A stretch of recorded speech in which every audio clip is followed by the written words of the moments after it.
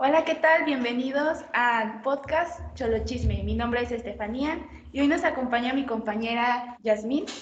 Hola, ¿qué tal? Pero también tenemos a un invitado especial. Le damos la bienvenida al doctor Edgar David Flores García. Muchas gracias. Bueno, antes de iniciar con la plática, presentaremos un poco de la trayectoria del doctor. Les platico, él es licenciado en Psicología por la Universidad Autónoma de San Luis Potosí, es maestro en Diagnóstico y Rehabilitación Neuropsicológica por la Benemérita Universidad Autónoma de Puebla y doctor en Ciencias de la Educación por la Universidad Santander. Cuenta con diplomado en Educación Integral en Sexualidades por la Universidad Pedagógica Nacional, Unidad 241, y de la Asociación Mexicana de Neuropsicología. Es miembro fundador de la Asociación Ibero-Latinoamericana de Neurociencias y Psiquiatría, con participación en múltiples foros nacionales e internacionales, así como facilitador de curso en materia de neuropsicología, sexualidad y salud mental. Actualmente forma parte del Departamento de Neurociencias Cognitivas de la Facultad de Psicología de la Universidad Autónoma de San Luis Potosí, docente a nivel licenciatura en la institución antes mencionada, es jefe del Departamento de Clínica de Cognición de Atención Neuropsicológica, Textematli, Cuayatl. Con lo antes mencionado, sabemos que tiene una amplia área de expertise en neuropsicología, por ello queremos platicar sobre las zonas azules y el impacto en sus habitantes para una vida longeva. Pero antes de adentrarnos más a la plática, hay que estar en contexto todos y todas, así que les compartiremos lo que es una zona azul. Bueno, sé que algunos desconocen este tema, a menos de que hayan visto a Zac Efron en el documental Con los pies sobre la tierra. Para ser sincera, yo también desconocía, pues sí, lo que conlleva este tema, pero la verdad es que es muy interesante, ya que pues una zona azul es una área geográfica limitada en la cual su población tiene una longevidad excepcionalmente alta, y esto no se debe a sus altos ingresos o a cuidados sanitarios especializados, nada de eso. Más que nada, la población se enfoca en mantener una vida mentalmente sana a través de sus actividades cotidianas. Esto quiere decir que sus hábitos pues son la clave.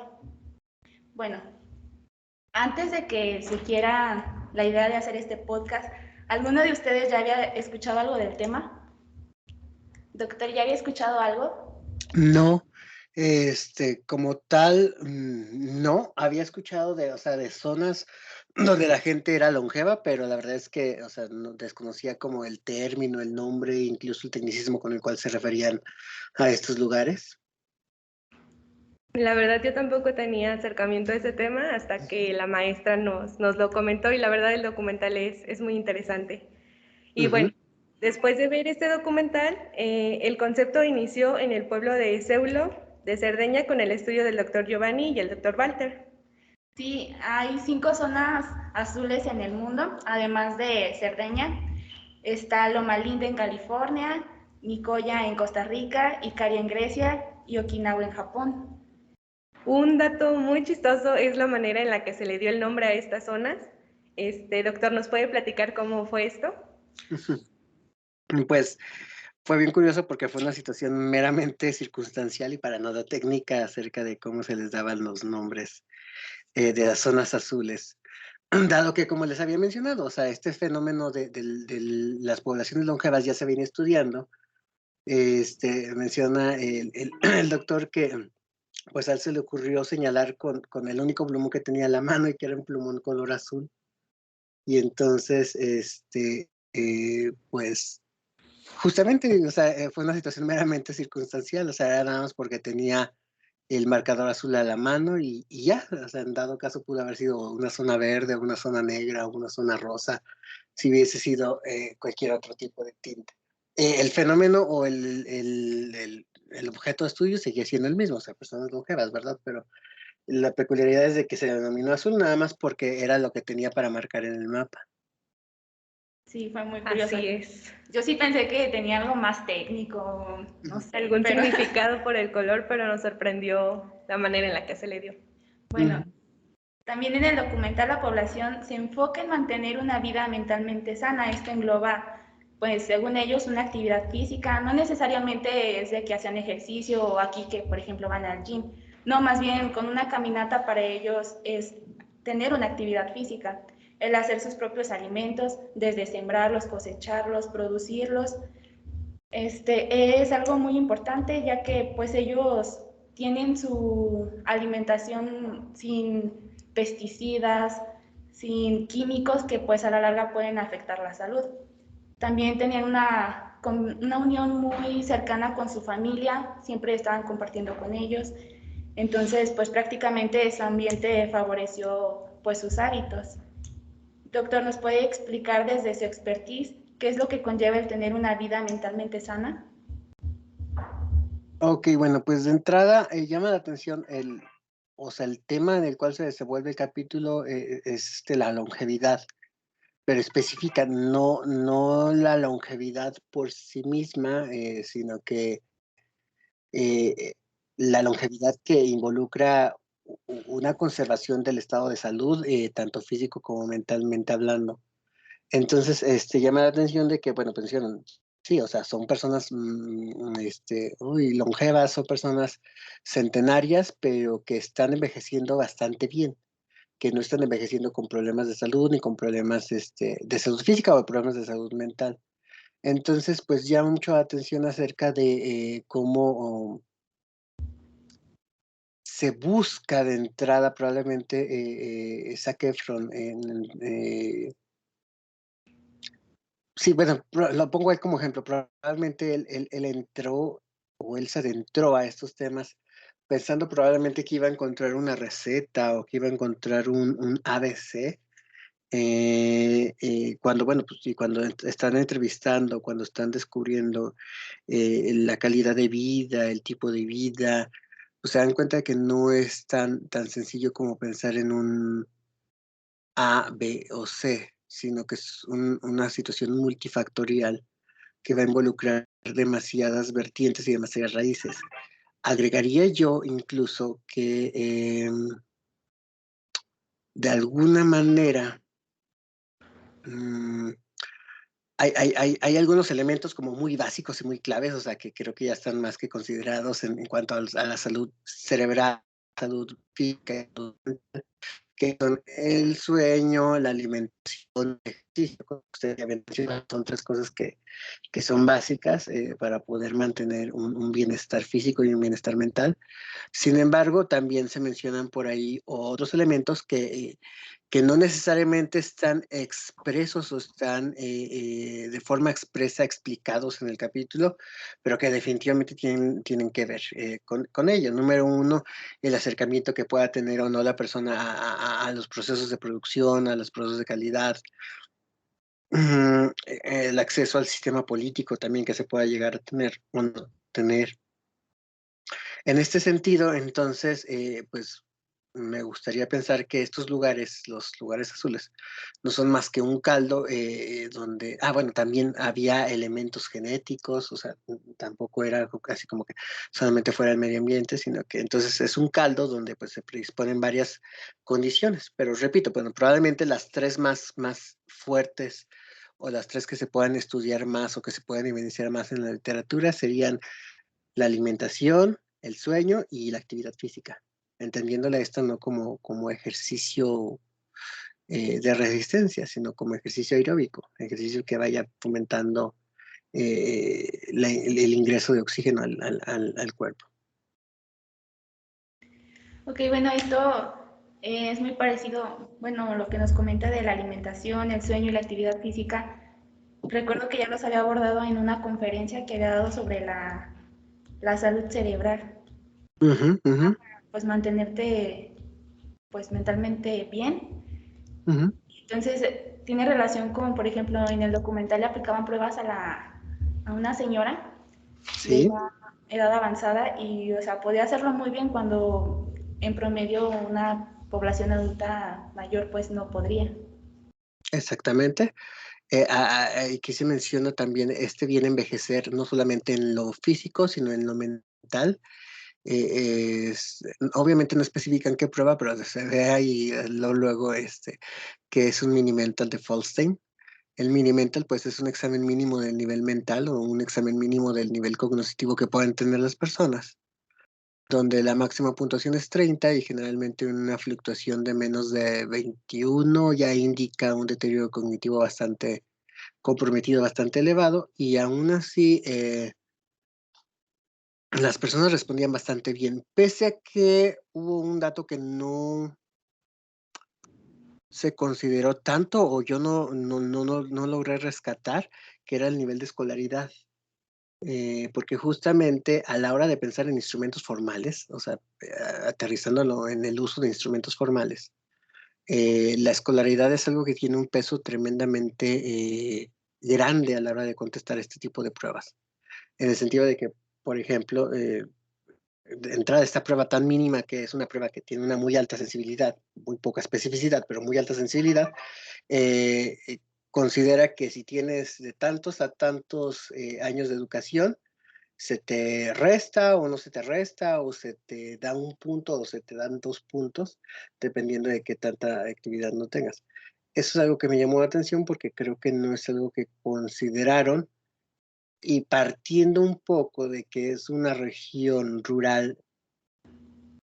considero que en definitivamente el grueso de la población o el grueso de la escolaridad de la población no se encontraba en lo que podríamos pensar o suponer que era un factor de protección, que es más de 12, más de 14, más de 18 años de escolaridad.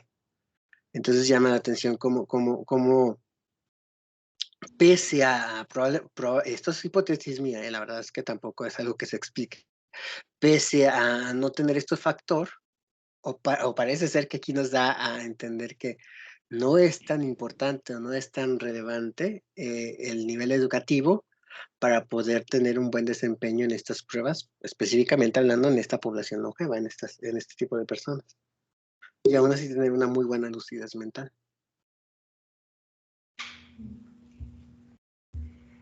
Muy bien. Bueno, en el documental que hemos estado mencionando, el doctor Giovanni y el doctor Walter estudiaron la nutrición y el estilo de vida del pueblo y encontraron que su dieta se basa en la manteca de cerdo, vegetales cultivados en casa, como ya lo comentaba Fanny, y que su dieta principalmente es baja en proteínas. Bueno, mencionan que las proteínas aceleran las enfermedades relacionadas con la edad. Ujú. ¿Nos podría comentar qué piensa al respecto de esto, doctor? Pues, ay, bueno, pues pienso muchas cosas. La verdad es que en definitiva, hay que tomar en cuenta de quién está realizando el documental y desde dónde están realizando el documental.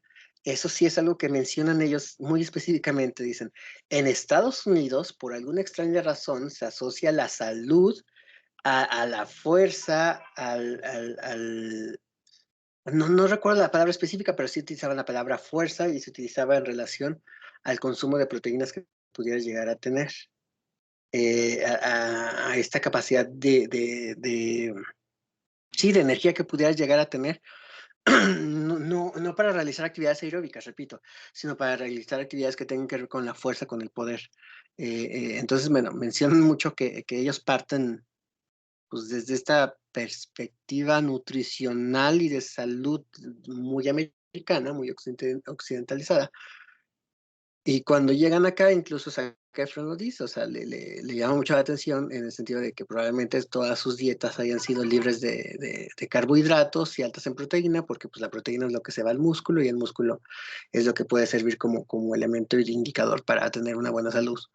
Eh, entonces, llama la atención que dicen, pues bueno, parece ser que pues, la cosa no va por ahí, sino que la proteína, de acuerdo a los estudios que tenían, era un indicador o era un factor de riesgo, mejor dicho, un factor de riesgo para el desarrollo de otras enfermedades.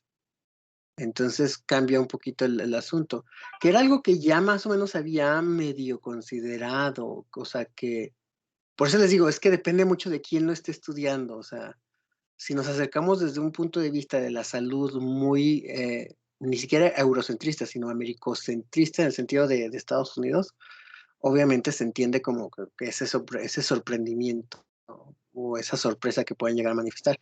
Sin embargo, ya lo habíamos mencionado con la plática de la salud cerebral, que justamente la dieta mediterránea era de las mejores dietas que podíamos llegar a tener o a desarrollar para poder tener un adecuado funcionamiento o fisiología cerebral. Entonces, digo, les impactó a ellos el sentido de que, pues, para ellos eso era la salud en Estados Unidos, pero probablemente en otros lugares del mundo no haya impactado tanto. No sé, la verdad es que digo, tocará ver que algún día vaya una persona de Sudamérica ya a estudiarlos, a ver qué opina, ¿verdad? Con qué se sorprende o con qué no se sorprende. ¿Nos podría platicar más sobre la dieta mediterránea?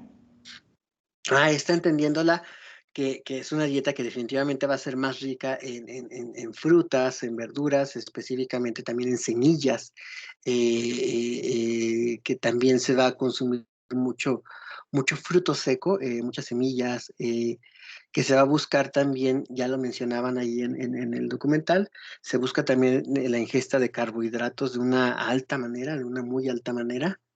eh, eh, y pues de manera general disminuyendo en mayor medida el consumo de proteínas. Probablemente esto era lo que menos se va a consumir. Por ejemplo, con esto que menciona, entonces la proteína de alguna manera también acelera el desarrollo de la pérdida de memoria. Mira, se me hace como muy arriesgado hacer esa aseveración así tan directa. Mm,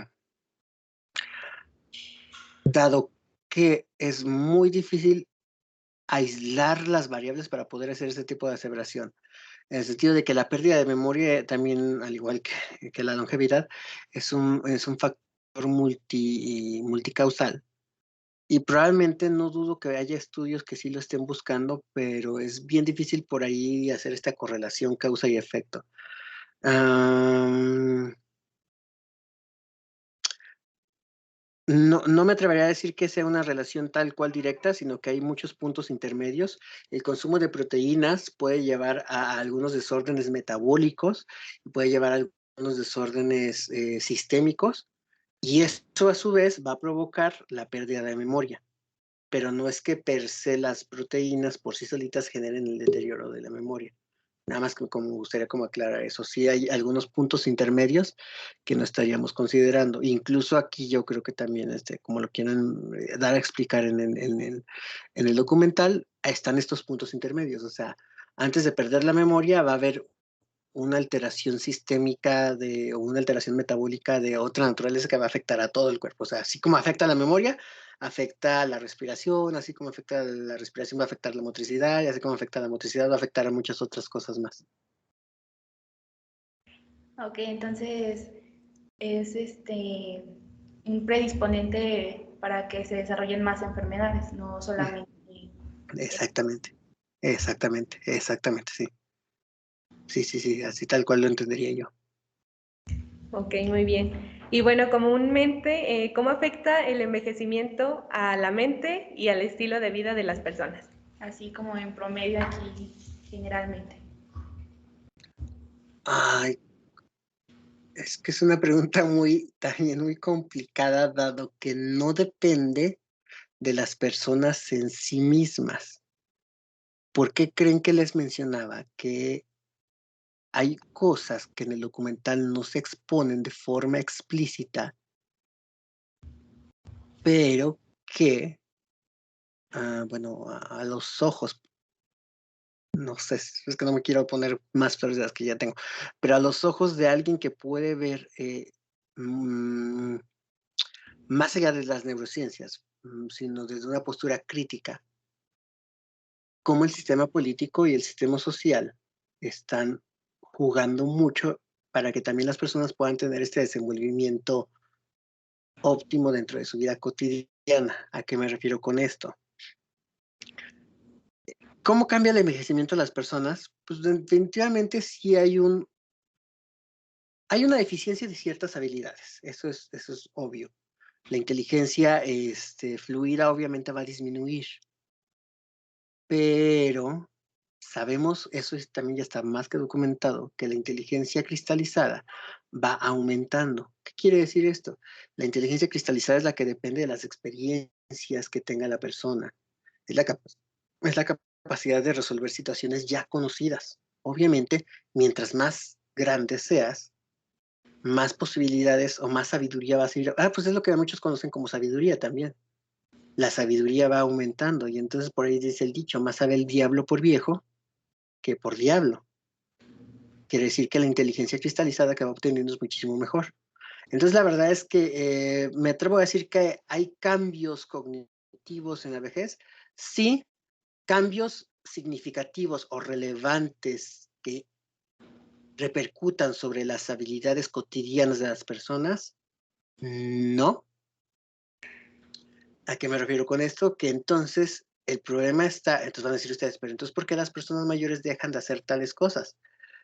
Porque es la estructura, el tejido, la estructura social, el tejido social, el sistema político, el sistema económico, que los está excluyendo per se.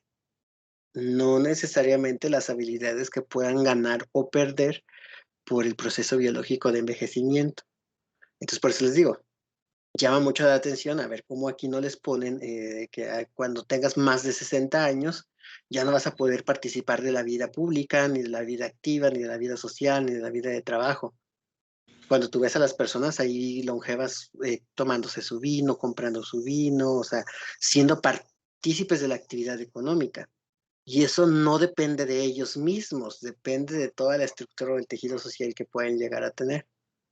Repito, el sistema político, el sistema económico en el cual nos encontramos, fomenta el edadismo, fomenta la discriminación, la falla de acceso a oportunidades por parte de personas mayores de tal edad. O sea, entonces, parece ser que esta fecha de caducidad no es una fecha de caducidad que venga dada por la biología, sino es una fecha de caducidad dada por el sistema político, económico y social.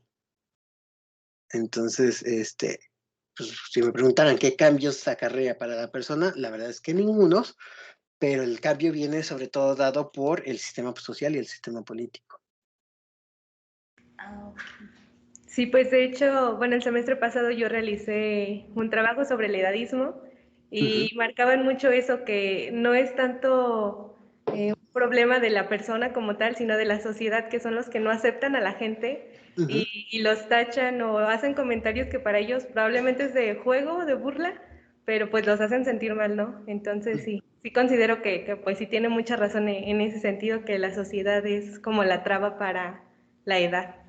Entonces, aquí tendríamos algo mucho más que aprender que solamente la alimentación, el sueño o el ejercicio de estas sociedades. Tendríamos que aprender de sus estructuras sociales, de su tejido social, que sirve como factor de protección.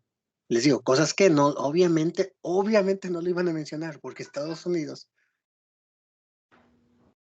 pues plantea o sea, eh, el capitalismo de manera general, o sea, plantea una fecha de caducidad. Les digo, obviamente que no iban a mencionar esto ellos porque pues no les convenía, pero sí es algo que tendríamos que también estudiar o aprender.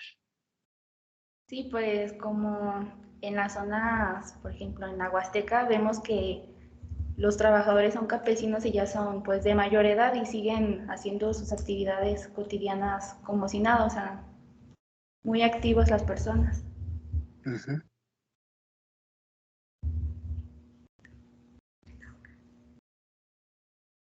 Pero entonces,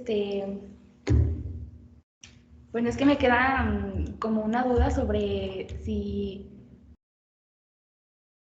es necesario para que sea una sociedad incluyente que estos adultos tengan más actividad, bueno, es que hay una exclusión, pero para poder involucrarlos, ¿qué se podría hacer? O sea,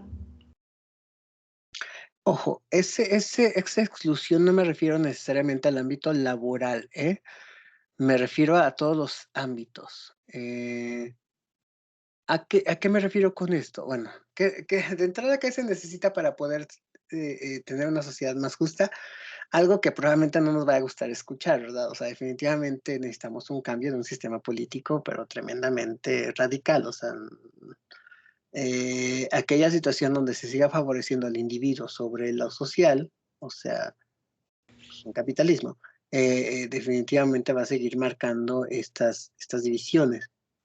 Que lleguen a existir, dado que, bueno, estamos involucrados en la meritocracia, estamos involucrados en una situación, en una sociedad capacitista. En ese sentido, pues obviamente que va a primar ciertas capacidades, pero no va a primar otras capacidades. Entonces, les digo, puede ser que si estamos desarrollando trabajos o si estamos desarrollando formas de entretenimiento en el cual solamente se tenga que utilizar la inteligencia fluida, que es la que les digo que se desarrolla más, o que la que está más preponderantemente alta cuando eres joven, versus una inteligencia cristalizada, que es aquella que se va a desarrollar más ya cuando eres una persona añosa, pues obviamente es lo que va a permitir que tengas acceso o no acceso, ya sea o a trabajos o a formas de entretenimiento. Eh, ¿Qué necesitamos? Pues sí se necesita un cambio muy radical desde los valores por los cuales estamos siendo criados. No solamente eso, porque el cambio definitivamente no es en lo individual, o sea, o no es a nivel individual por lo que se va a generar un cambio, si necesitamos un cambio a nivel macro, en el sentido de a nivel de cambio de leyes, a nivel de cambio de estructuras, de instituciones que puedan garantizar la igualdad de acceso de oportunidades, repito, ya sean laborales o de entretenimiento para todas las personas. Entonces es una cosa difícil de construir, o sea, no es un problema que se pueda resolver con campañas o con educación, sí, con educación, no es un cambio estructural que se tiene que hacer a nivel que tendríamos que buscar instancias muchísimo más superiores, como el gobierno, como las leyes, o como las instituciones por sí mismas, o sea, saber qué instituciones sí existen y si funcionan o qué instituciones no funcionan. Okay. Bueno, igual nos comentaba esto de la inteligencia cristalizada. Ujú. ¿Esta se podría asociar a, bueno, se mantiene siempre o puede como disminuir y a qué factores se debe? O... Como les mencionaba, pues es la inteligencia cristalizada es esta capacidad de poder resolver problemas ya conocidos. Podríamos decir que esta puede o tiende a aumentar con la experiencia. Mm, Tiene que ver en cómo podemos aplicar ese conocimiento en nuestro ambiente cercano, en nuestro ambiente próximo, en cómo podríamos generar nuevas soluciones para problemas ya conocidos, moviéndonos siempre dentro de un ámbito de lo ya conocido. Esto pues tiende a cambiar mucho con el bagaje cultural, la adquisición de palabras nuevas, la adquisición de experiencias nuevas. Eso es lo que nos va a permitir a nosotros resolver este tipo de situaciones, este tipo de problemas, que se aterrizan mucho dentro de lo cristalizado. Se llama cristalizado porque justamente lo que hace es como agarrar de la nube de la inteligencia algo y lo bajas y se va como cristalizando y se va haciendo como bolita y lo puedes aplicar en el aquí y en el ahora, en los problemas actuales, o sea, como por ejemplo, saber cómo prender una fogata, saber cómo abrir una casa, saber cómo poder entrar a una casa o así. Versus la inteligencia fluida, que la inteligencia fluida es este otro concepto que hace referencia a la capacidad de resolver situaciones nuevas. Eh, y con esto nos referimos a que son situaciones que algunos las llegan a mencionar como la inteligencia cristalizada como la verbal y la inteligencia no cristalizada como la no verbal, porque probablemente sea lo más fácil de evidenciar, donde vemos que hay situaciones nuevas que no dependen de la cultura, que pueden resolverse, y a eso se le llama o se le denomina inteligencia fluida. Aquellas situaciones en donde la inteligencia va fluyendo, va fluyendo, va fluyendo, va fluyendo por acá arriba. Así me gusta siempre explicarlas. Y eso puede atravesar culturas, ¿va? O sea, no, una persona con inteligencia fluida sería inteligente aquí, en Japón, en China, en Tokio, en lo que sea. porque sería esta capacidad de generar respuestas o situaciones nuevas. No así una persona que tiene inteligencia cristalizada, que solamente podría ser inteligente en ciertos sectores, en ciertas circunstancias sociales, culturales y políticas. O sea, ¿a qué me refiero con esto? Que pues, puede ser que yo sea muy inteligente para la cultura mexicana, pero si me voy a Japón, pues definitivamente ya no tenga las mismas habilidades para poder desempeñarme como una persona inteligente allá. O si me voy a Grecia, o si me voy a China, o si me voy a Italia.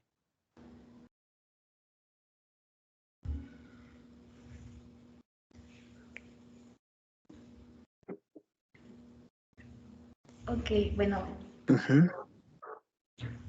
pues sí es muy interesante que pues no era como lo que teníamos de ideología, ¿verdad? Lo que nos plantearon por un lado.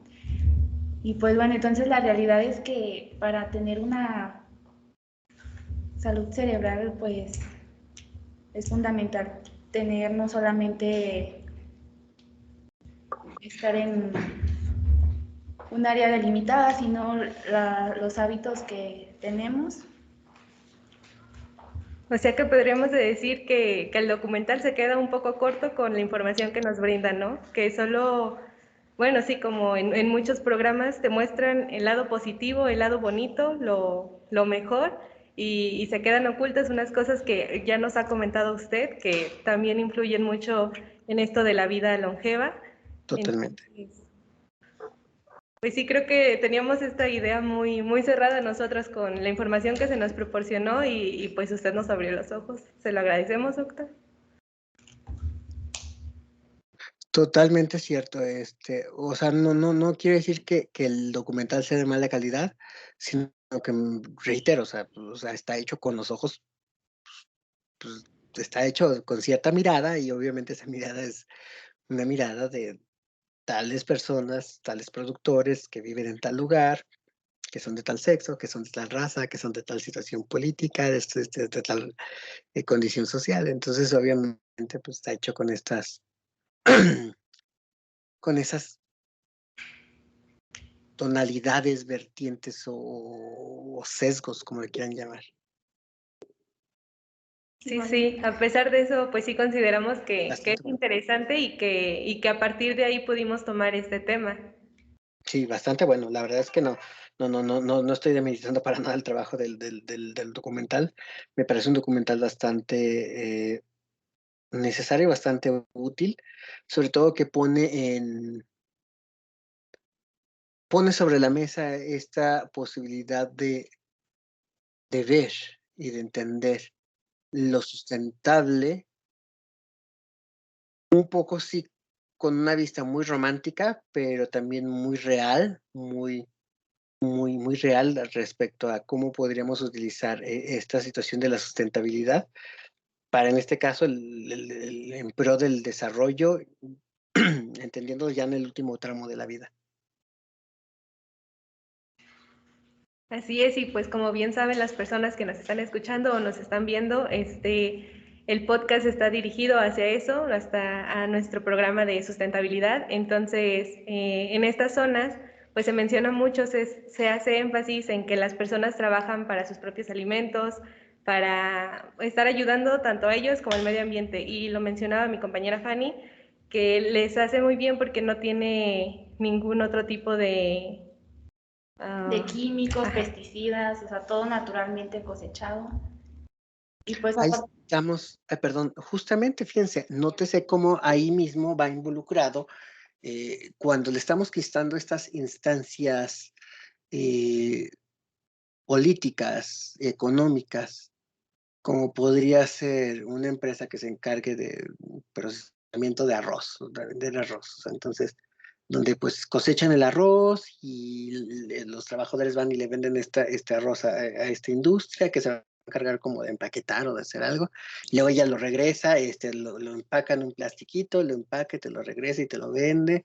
Les digo, ahí está involucrado, por ahí ustedes dijeron, la gente hace, consume, cosecha, elabora y trabaja para sí misma.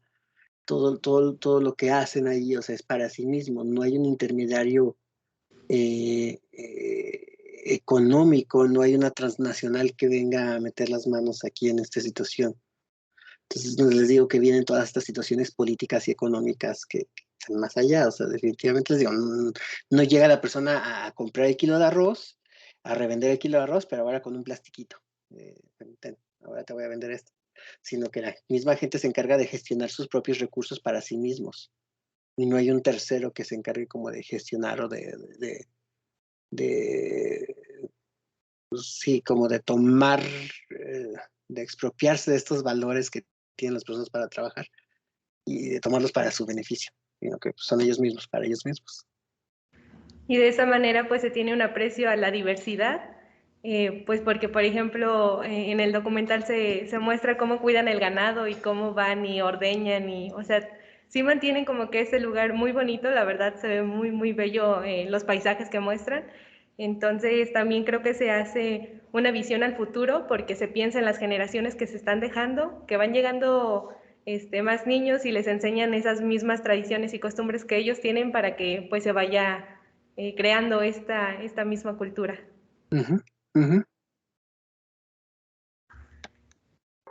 Bueno, entonces a modo de conclusión, pues entonces sí nos gustaría recomendarles que cuiden pues mucho, principalmente de los pilares de la salud que manejan, para que pues puedan llegar a tener esta salud mental, física, que pues sí, de alguna forma nos va a llevar a vivir pues más años, ¿no?